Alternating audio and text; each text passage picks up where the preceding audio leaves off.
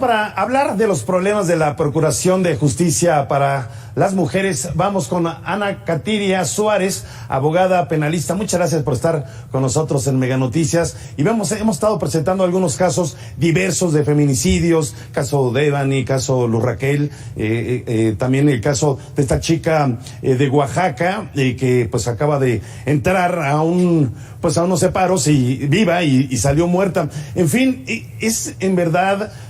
da impotencia, no sé cómo decirlo, porque pues cualquiera de nuestras madres, hermanas, hijas, puede ser una Devani, puede ser una Luz Raquel. ¿Qué está pasando en este país? En verdad que no encuentro palabras o socialmente no encontramos palabras a lo que está sucediendo con las mujeres. ¿En qué hemos fallado? ¿Qué está sucediendo?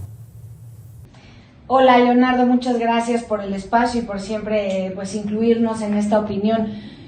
Yo creo que tendríamos que preguntarnos qué les pasa a los feminicidas, qué les pasa a los violentadores y qué les pasa a las autoridades que son las encargadas de generarles a estos sujetos, a estos delincuentes, la seguridad de la impunidad con la que cuentan.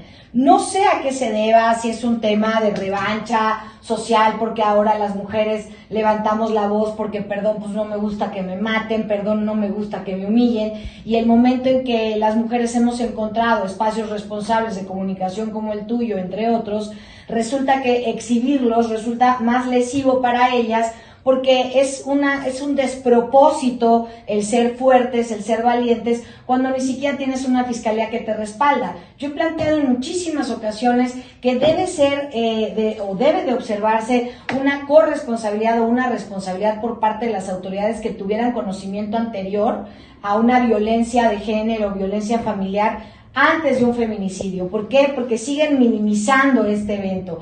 Yo no estoy diciendo que todos los servidores sean malos, pero tenemos que contemplar que la gran mayoría de los hombres educados bajo estos protocolos culturales mexicanos en donde la mujer es cosificada, forma parte de las propiedades de un hombre, el derecho de piso, derecho de carne por mantener, por decirlo de alguna manera, y quizás son ellos mismos los que vienen de violentar en sus propias casas. Entonces no solo tenemos que atender a generar leyes nuevas, sino también ver la calidad de servidores públicos que están al frente. Existe una propuesta muy interesante por parte de Indira Sandoval y en su momento de Lorena Villavicencio, que hablaban de la ley 3 de 3. Ningún servidor público que tenga denuncias por violencia sexual, violencia de género o deudor alimentario tiene derecho a representar a nadie en esta sociedad. Lo único que sé es que las fiscalías están en un estado de pobreza tal que ni siquiera tampoco podríamos exigirle el mayor esfuerzo a los y las servidoras públicas que trabajan en unas condiciones infrahumanas, indignas, que no hay albergues para mujeres, que las pocas que acuden a ellas viven en un estado de reclusión porque la fiscalía no se quiere hacer cargo en caso de que tenga que salir a llevar al niño a la escuela o comprar leche. O sea, hay unas dicotomías muy importantes, pero creo que a quien les debemos de preguntar qué es lo que pasa es a las autoridades y a los violentadores, y sobre todo también a los y las litigantes que con su colaboración logran la impunidad de este grupo delincuencial que son los misóginos feminicidas. Estamos viendo pues a un gobierno no muy preocupado por lo que está sucediendo en el caso de las mujeres, criticando las marchas, las pintas, marchas van, marchas vienen, pero no vemos realmente desde el gobierno federal que haya una respuesta o una protección hacia estas mujeres. Pareciera que es un espejismo. Vamos a colocar a mujeres en ciertos puestos políticos para decir que hay igualdad de género, pero en los hechos estamos viendo que la población, cualquier mujer, con el hecho de salir de su casa, no sabe si va a regresar. Si como hombres tenemos un riesgo, como mujeres tienen mucho mayor riesgo, y no estamos viendo realmente pues que las autoridades tomen el asunto verdaderamente en las manos y se castiga a los culpables. Y creo que esto pues va a seguir y es muy preocupante. Bueno, va a seguir hasta en tanto nosotras y los aliados que tengamos con los hombres dignos de formar parte de una sociedad justa y libre de violencia, se lo permitamos. Lo que pasa es que estas instituciones a las que te refieres es muy grave. Hay muchas mujeres que están en puestos claves para tratar de representar una paridad. Son mujeres que detrás de ella hay un látigo de un hombre que le puso el curul, o que solo la pusieron por decorar. No sé, yo he visto algunas manifestaciones de colectivas feministas respecto al trabajo de la presidenta de la CNDH, y es que yo como litigante es que ya no sé con quién acusar al presidente. No sé, al presidente de cualquier situación, o sea, al cocinero, al presidente, al jefe. ¿Con quién acuso al MP si su jefe es peor? ¿Con quién acuso a la Fiscalía de Campeche si el gobernador es peor? No sé, o sea, el tema es que viene en una cascada que es imparable. Lo que tenemos que dejar de hacer es de hartarnos del tema, más bien colocarlo en la narrativa de todos los días. Que los hombres también se atrevan a señalar a sus compañeros, amigos o familiares que son violentadores. Estoy terminando apenas ahorita una reunión con un abogado que defiende a un feminicida y quiere que le ayudemos a encontrar la salida alterna, ¿no? Entonces, no quieren el remedio del trapito. O sea, la mato, pero ya quiero resarcir mi culpabilidad. Entonces, ayúdenme a encontrar cómo, pero no quieren ir a terapia, pero nadie quiere hablar de lo que les corresponde como obligación. El tema de los alimentos es brutal. Las amenazas. Al día de hoy, te puedo decir, al 2020, hoy en la mañana estuve todo el día en la Fiscalía Capitalina y encontré 3 opiniones que el resultado de la denuncia de una mujer que está tratando de cuidar a una niña que fue violada por su padre es que es una mujer histérica y celosa. Ahí se reducen todas las quejas de las mujeres. Tengan o no razón, cuando se atenta contra este poder, porque como el empresario tal violó a su hija, seguro eso es una mentira.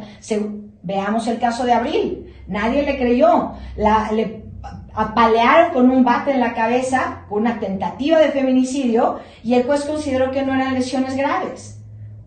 ¿Qué pasa después? Viene una audiencia y le vacían una pistola enfrente de sus hijos. O el caso de Kimberly, que tengo oportunidad de representar. 7 balazos, 3 de ellos en la cabeza, otro en diferentes partes del cuerpo, con todas las pruebas para que la Fiscalía de Feminicidios Capitalina judicialice la tentativa de feminicidio, y hoy está preso porque logramos acreditar diversos delitos sexuales en contra de la misma víctima.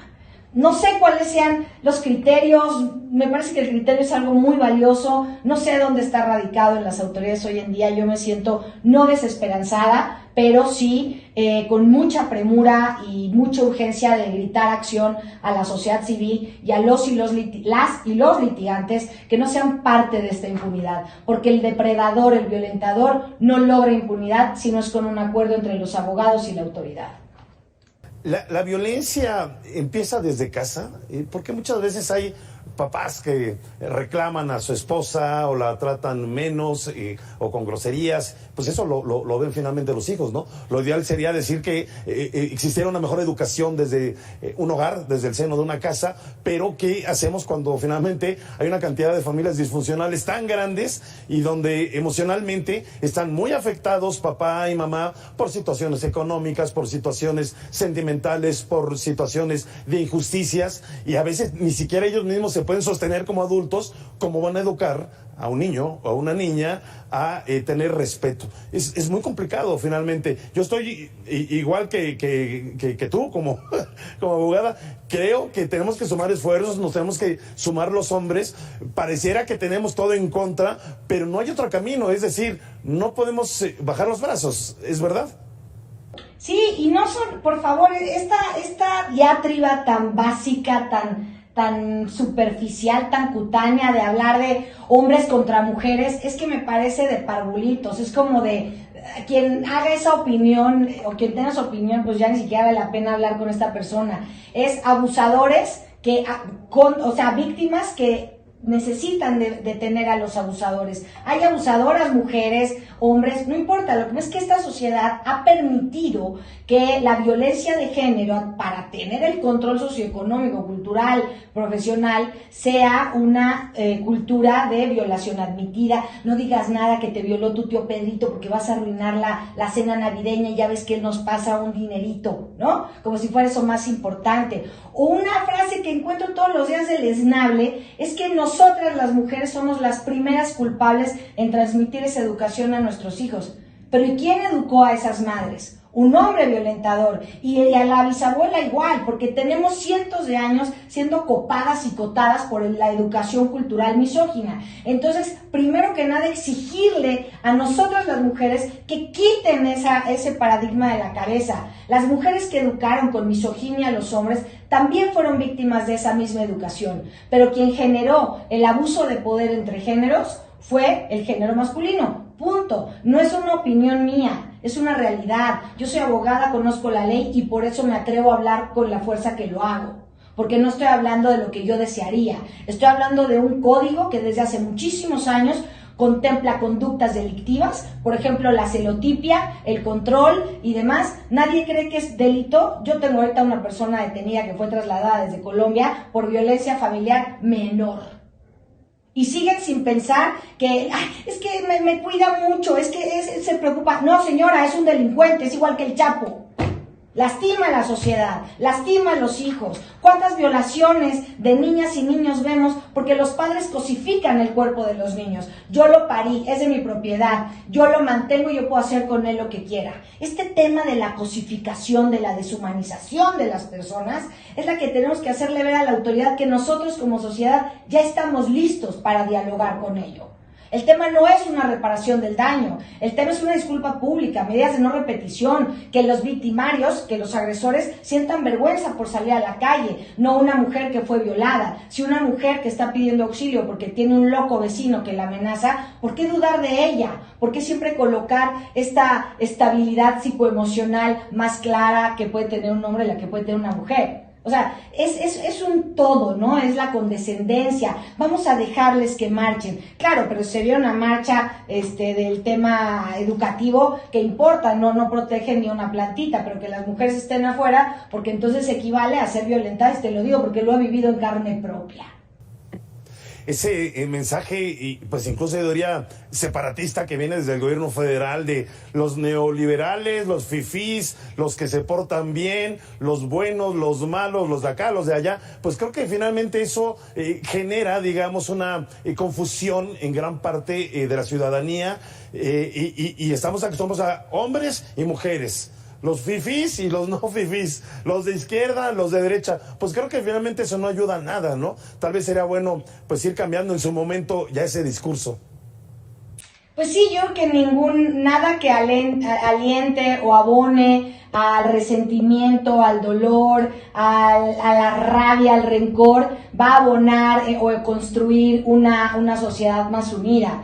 Yo he tenido la oportunidad de tener en conferencias o en talleres importantes que hemos dado, gente de todos los ámbitos, de todos los colores, y lo importante es vernos que el dolor que sufre el que se le llama fifí con el que se le llama no fifí es el mismo, porque el miedo que tiene una mujer que se le llama neoliberal, porque según en este gobierno el feminismo se formó a partir del tema neoliberal y todas las feministas somos fifís o neoliberales, pues entonces ya no entendimos nada, porque al final a ti te duele igual que a mí perder a alguien. A ti no te da el mismo miedo que a mí salir a la calle. A ti a lo mejor te da miedo que te den una puñalada y te quiten la cartera. A nosotros nos da miedo que nos penetren, que nos destacen, que nos torturen, que usen nuestro cuerpo para satisfacer sus perversos deseos sexuales más oscuros. Por eso se contempla el feminicidio. No solamente es la protección a la vida, sino a la dignidad de la vida de esa mujer. No podemos estar esperando que nos den la razón. Las razones se toman cuando constituyen derechos natos, derechos inherentes a la vida. Yo no necesito pedirle a nadie que me reconozca los derechos que ya sé que tengo. Y es muy lastimoso ver autoridades y fiscales, hombres y mujeres, que siguen minimizando la exigencia. Señora, mañana lo va a venir a perdonar. Lo que pasa es que quizá este sujeto venían de perdonarlo en su casa. No, yo estoy muy enojada con este tema, Leonardo, disculpa la pasión, pero solo así me he logrado sostener en acusaciones que incluso han hecho al tipo de litigio que llevo y que no me voy a detener. Siempre se gana con la verdad, con el valor y con la ley en la mano. Así haya el tipo de corrupción por parte de los violentadores, porque son quienes tienen la capacidad económica para pagarles los abogados y entonces ir a corromper a las autoridades. Esa es una línea que nadie está observando. Solo criticamos a la autoridad. Pues los litigantes, ¿quién va a defender a este señorón que mató a su esposa, el exdirector de Amazon? Vamos a ver qué despacho de prestigio lo representa. O a los pederastas, ¿no? De empresarios renombrados, como hemos sabido de algunos últimamente. O magistrados. Entonces también pongamos ojo en cómo son las defensas de los feminicidas, de los pederastas, sectores de la sociedad vulnerables y vulnerados, niños, niñas, adolescentes, mujeres, personas de la tercera edad, comunidades originarias, personas con alguna discapacidad. Los del otro rubro que no son tan vulnerables tienen una obligación extra. Yo me pregunto, ¿quién de los violentadores está convencido de renunciar a derechos que le han sido dados por el único hecho de haber nacido hombre, como levantarte de la mesa, servirte una sopa y no humillar a tu madre? Empecemos por ahí. Pero la culpa no es de las mujeres, ni de las madres que educaron, porque a esas madres las golpearon, las violaron para seguir perpetuando la misma violencia. Una última pregunta, Ana. ¿Cómo consideras que ha sido la actuación, por ejemplo, de la Suprema Corte de Justicia de la Nación, lo que ha dicho el ministro Saldívar, de tal vez liberar a mujeres que están injustamente encarceladas? ¿Cómo considera que ha sido la actuación? Mira, ustedes saben que yo dentro del tema político ni figuro ni figuraré. A mí lo más humano es lo que puedo palpar en el camino del día a día. Pero me parece que en concreto el Poder Judicial, en nuestra más amplia expresión, que es la Suprema Corte de la Justicia de la Nación, yo sí considero que se ha aventurado a hacer opiniones drásticas en favor de reducir el impacto en la discriminación que existe en las penas o sanciones que se les ponen a unas mujeres versus a otros hombres. Vemos el caso de algunas políticas que estuvieron presas, que tantos pillines, raterillos que hay ahí en el gobierno y no los llaman. Otra cosa, logramos una jurisprudencia derivado del caso de la pequeña Lía, esta pequeñita que fue víctima de trata en San Luis Potosí, que, ninguna autoridad ahora sabe, ¿no? Pero ya está en investigación en FGR, y a través de obligar a la FGR que atrajera esa causa y de utilizar hasta el más último peldaño que nos tocaba, que era la Suprema Corte, resolvió en favor de todas las niñas que hayan sido víctimas de algún tema de delito sexual. Las causas o expedientes que pudieran llegar a la Corte ya no tienen que pasar por un periodo de aprobación de competencia, van de oficio a la sala primera, que es la que corresponde a materia penal de la Suprema Corte.